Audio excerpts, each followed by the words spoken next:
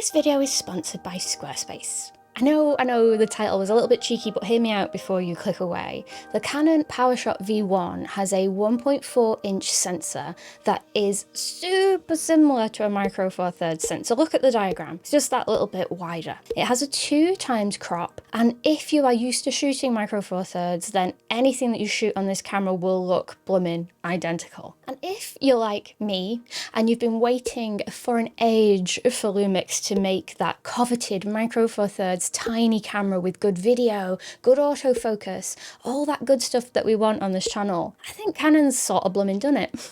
And I'm putting my money where my mouth is. I have reviewed a ton of cameras on this channel on loan over the years, from the Sigma BF to the Fujifilm X100VI, all the fancy pants cameras that you've seen, and never once, to my recollection, have I bought one afterwards. Usually loaning something for like a month sort of gets it out of my system. This Canon Powershot V1, I'm gonna buy it. I am. It's the first one where it's like, I can see this in my lineup. This fills a gap for me and I am buying it. I think after all my tiny camera series, searching for everyday tiny photography cameras, I have a plethora to choose from. There's loads of really great tiny cameras out there for photography. Tiny cameras that do video well are few and far between. It's something that I've wanted personally for this channel and for my own sort of everyday life documentation for a while. You can get big full frame cameras and attach microphones and add lenses and ND filters, but then I'm not going to blooming use it. It's just too much faff. What I want is something small that I can fit into a pocket, literally. It has a microphone built in, it has ND filters built in, it has autofocus that I can rely on, it has really good video quality, and I can just plop it down and use it. And that's exactly what the Canon V1 has added to my life so far. So expect lots more footage from this camera in the coming months and years, at least until Lumix pull the finger out and update a Micro Four Thirds camera or the LX100 series. I'm not fussy at this point, just give me something, guys. Please. So interestingly, the Powershot V1 has a very versatile lens. It's fixed, you can't change lenses, so while it might have a Micro Four Thirds sized sensor, you can't put Micro Four Thirds lenses on it, but the lens that it has on it is really interesting. It's a 16mm to 50mm equivalent, and it's f2.8 to f4.5, and it's the 16mm end that is really quite unique and interesting. It makes a perfect vlogging camera. Just had the interview with the film crew, and I think it went really nice. Just sharing my story of being a cripplingly shy person until I found photography. And so many people never believe me, but it's the truth. The idea of doing this, no way in a million years. So if you're ever on the fence about how powerful photography can be, it literally can change your life in 100 different ways that are more important than money.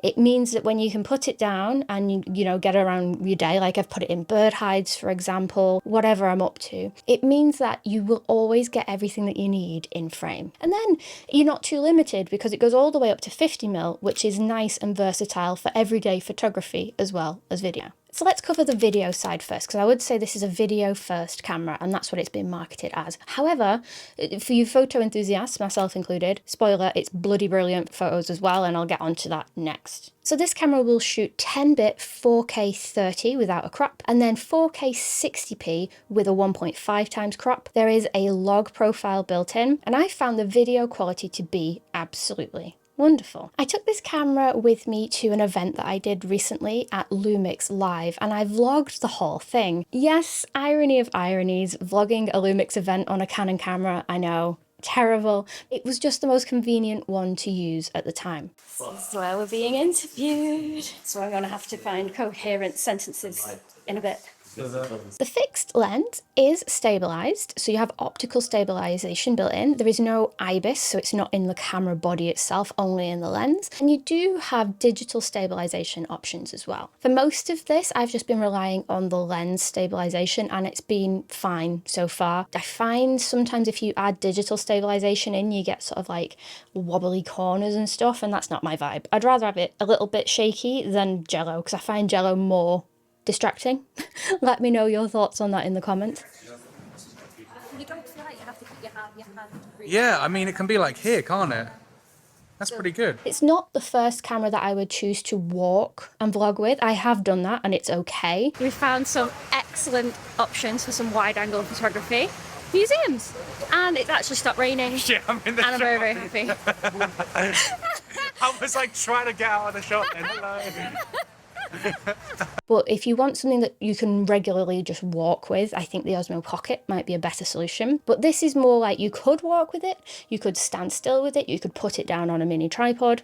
It's much more versatile, in my opinion. One of the very best features of this camera, and one of the deciding factors in me wanting to buy it, is the built-in microphone. You also have a windshield that fits onto the hot shoe as well, which is really cool. I don't know about you, but I'm not too great at vlogging when I'm out and about. If I have to stop and attach a microphone to myself or the camera, wire things up, sometimes I get in my head about the whole thing and think, is it even worth filming this before I've even started? This camera is just so handy for just taking that element of uncertainty out of it. If I want to vlog something, I can just turn the camera on and go. I don't have to set up a microphone. I don't have to put a windshield on because it's already on. Everything just works. And it's been a revelation. Honestly, I've found myself vlogging when I'm trying to find a parking space. If I don't see a bed after getting up early and battling the cold, the police will be informed. I found myself vlogging in bird hides. That is so dark. I took my ISO off 100 and now you can actually see me. I do use cameras for a living, I promise. In museums, on the street, in my hotel room. It's Lumix Live Day. I'm very excited. We're not allowed big logos, so I couldn't wear my Snoopy jumpers. And this is just something, if you've ever been on my channel before, it's not something that I do very often. I don't find it very seamless in my day-to-day life until I've used this camera. Now, just to be clear about the inbuilt microphone, I wouldn't film something like this, like a long piece to camera, without a dedicated microphone. And it does have a mic input anyway, so you can do both. But for little clips here and there, and just some ambient audio of your day, I think the microphone is more than enough. There's even thermal management in this camera, so you can use this to unlimited record and it won't overheat. The thing that'll probably give out first is the battery. I think other people have tested it and you get like an hour and a half of recording, and that's been about my experience as well. So you could absolutely use this camera for talking head stuff, for podcasts, for streaming. Long takes would be absolutely fine with the thermal management. But wait, there's more. There is dual pixel phase detect autofocus, which is blooming brilliant. I've never had it hunt or not find me once. Now I know it's sort of a micro four thirds sensor, so we've not got a ton of depth of field to worry about anyway, but it is rock solid. You could put this camera down and walk away from it and it would find you and it would track you. The tracking works. Sometimes if you're behind the camera, you can just tap something and it will track. It'll keep a box on it and keep it moving. And then when you're in front of the camera, it reliably keeps on your face as well. So for those keeping score, if you were waiting on Lumix to bring out a coveted tiny micro four thirds camera, here's how the Canon V1 stacks up. Of course, we do not have interchangeable lenses, which is, you know, probably a really big draw for a lot of people, but we'll pop a pin in that one for now. We have small form factor, great 10-bit video quality, excellent autofocus, a flippy or articulating screen, a mechanical shutter, a mic input, also has a headphone jack as well, so it's just overachieving at that point. Reliable stabilization options. Yes, I would prefer IBIS, but when the camera's so small, I'd rather have a mechanical shutter probably, so it is what it is. Unlimited recording times and a log profile. So I think a lot of things that people are waiting for Lumix to do, Canon is quietly done. This came out in February 2025. To my knowledge, to my algorithm, it didn't make a massive splash. So I think, you know, people should shout about this camera a little bit more because it's cool. So in the negative points, if we're talking about, you know, ideal cameras, we don't have an EVF, and of course we don't have interchangeable lenses, but pretty much everything else is there. The only other thing that I would really want, thinking, you know, comparing this to a Lumix camera that doesn't yet exist in the micro four thirds world, is open gate recording. That would just be showing off. So it doesn't do open gate recording, and I hope that if and when Lumix bring a new micro four thirds camera out, it blooming will. Otherwise, this Canon is ticking a lot of boxes. There's a 3-stop ND filter built in, and you can leave it to just automatically kick in as and when you need it. And it works for photo and video as well, so it can aid you in some long exposures. And it has a mechanical leaf shutter, which gives you mechanical shutter up to 1,000th of a second before it switches to electronic. And this means on the photography side in particular, there won't be any banding to contend with. And I love that this camera is properly pocketable. I have it in like my winter coat, my green coat, and it just lives in the pocket, or in my tiny little sling bag. It also has a really comfortable grip, and having a camera that ticks both of those boxes is quite tricky. Sometimes they go super soap bar or in the other direction where the grip gets in the way. I think this is a beautiful design that makes the camera nice and slim, but also really functional as well. So in terms of real world use, how did I find it? Perhaps in the tone of my voice you hear just how enthusiastic I've been about this experience. But a little bit of context, because I am a camera hoarder. You might just think, she's like this about all cameras. I'm blooming not. I've learned to find my way around menus very quickly because I blooming have to. But I also know what is intuitive and what isn't in my experience. And I was reviewing the Sony ZV-1 Mark II alongside this camera, selfishly with the idea of whichever one I like best I would buy for this purpose. The experience was night and day. The Canon, I had it up and running, ready to rock, and it felt like I'd owned it for months, even after a couple of days. It was just so intuitive and easy to wrap my head around. The Sony, on the other hand, drove me up the wall. The menus are not intuitive. I don't think the build quality was very good. Conversely, on the Canon Powershot V1, there is just a photo and video switch. It's just perfect. You can set the camera up in 2 different ways and it's just seamless. The Sony, not so much. So before you think I've lost my mind and should change the channel name to Canon for Nerds, there's plenty that I don't really like about this camera. So let's talk about some negatives. For your user settings, you have a really nice ring around the lens and also a spinny wheel of doom on the back. And with these powers combined, you can change your aperture and shutter speed and have a really good tactile experience. However, for me personally, I just prefer like the standard thumb dials that you would find on other cameras. While I'm very glad that there are options on this camera, it's not quite as tactile as some other cameras that I've used as everyday carries. And I have to say, this must be some sort of world record breaking camera because I don't think I've ever seen a camera go from off to on as quick as this camera does. It is just bang on and you can shoot. It is so seamless. If you're walking around, you can whip it out of your pocket, turn it on, and there's no delay whatsoever. It's a super snappy experience. I realised that was a positive and I was in negatives, but I forgot to mention it before, so there is one thing that really annoyed me from day one of having this camera, and I had a little paddy about it actually in my hotel room. Okay, so the shutter button doesn't start recording. I don't like that. Now, how do I make the shutter button record? I don't think you can. I'm gonna throw it in the bin. No, I'm joking. It'll just take a minute to get used to. Because like on Lumix cameras, when you're in video mode, you can just press the shutter and it works like a shutter, you know, as you'd expect.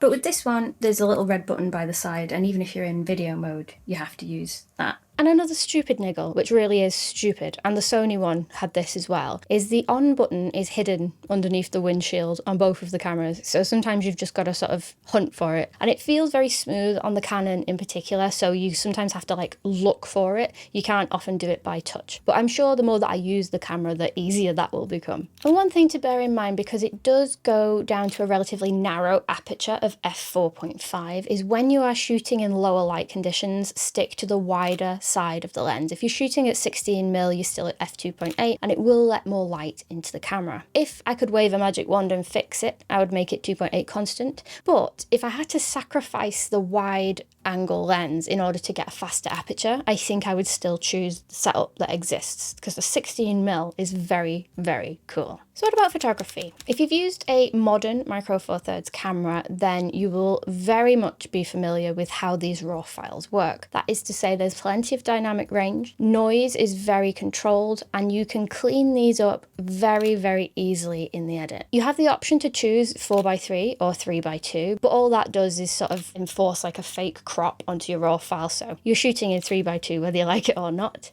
It's a cracking little camera, even just for photography. I mean, it's probably stupidly overpriced if you weren't going to use the video aspect. Even though it's marketed as video first, it is a really good photo camera. So what would I change on the Canon if I could? First and foremost, I would love to have seen it weather sealed, because I think if you have an everyday carry camera, that would have been icing on the cake. When I was in the bird hide, at some point when the rain got very, very bad outside, I had to swap to my Ace Pro 2. I love photography.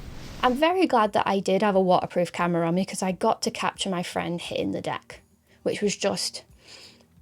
It's a beautiful moment. You know, when something silly happens and someone goes sliding in the mud, it's just beautiful. And I'm glad that I managed to capture it. And I feel really guilty that all I did was laugh instead of help her. I'm sorry, Rachel.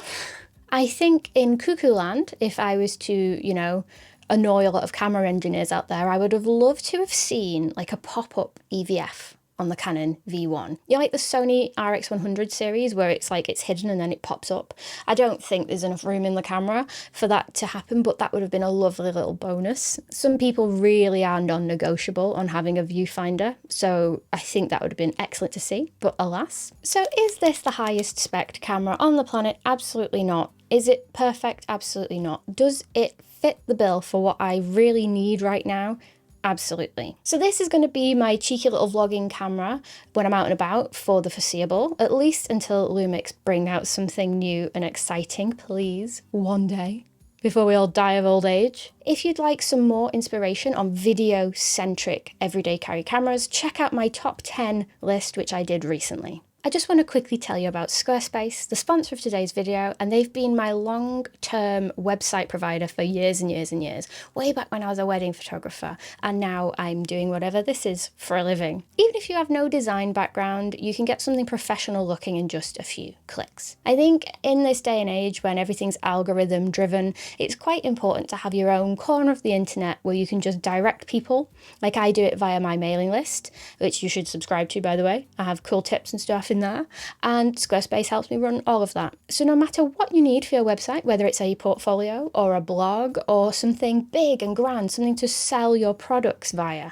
Squarespace can sort you out. It can grow with you over the years as it has done with me.